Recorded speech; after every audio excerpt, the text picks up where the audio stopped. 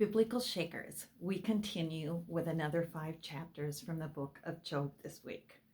And this is a fair warning that you will probably tire of the reading of the book of Job before it is over. However, Job's suffering could be any of us when we have fallen into the pit of despair. Where will our faith be? Let's learn something from Job. Number 1, we can't understand the why of bad things.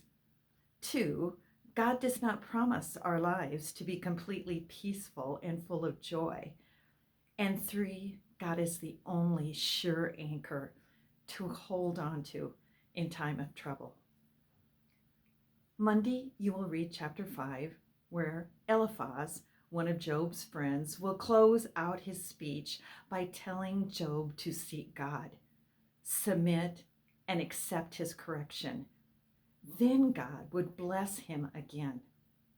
However, as we know from the beginning of the book, Job's suffering was not a result of some sin.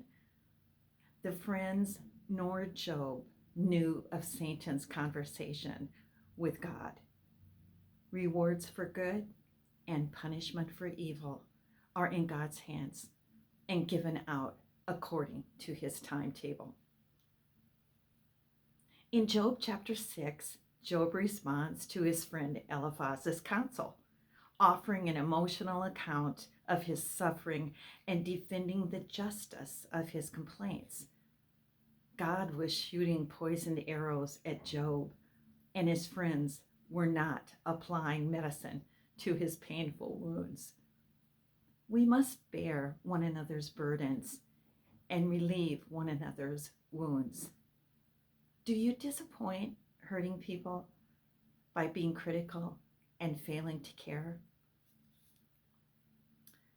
Job continues his response in the 7th chapter. He stopped talking to Eliphaz and spoke directly to God. If we express our feelings to God, we can deal with them without exploding in harsh words and actions, possibly hurting ourselves and someone else. Our suffering, like Job's, may not be the result of sin, but we must be careful not to sin as a result of our suffering. Another one of Job's friends, Bildad, shows up in chapter 8. And he was upset that Job still claimed innocence while questioning God's justice. The basis of Bildad's argument, the justice of God, was correct, but his idea of God's justice was not. Bildad argued that God could not be unjust. A God would not punish a just man. Therefore, Job must be unjust. He too, like Eliphaz, assumed that people suffer only as a result of their sins. He was even less sensitive and compassionate, saying that Job's children died because of their wickedness. There was no encouragement spoken here. Bildad had said nothing new to Job. We see in chapter 9 where Job recognized the mightiness of God and the power that he has. Job recognized that arguing with God would be futile and unproductive, for he has all the power, and nobody can contend with him. Job did not claim to be perfect, but he did claim to be good and faithful. Who has the answers to all these questions about Job?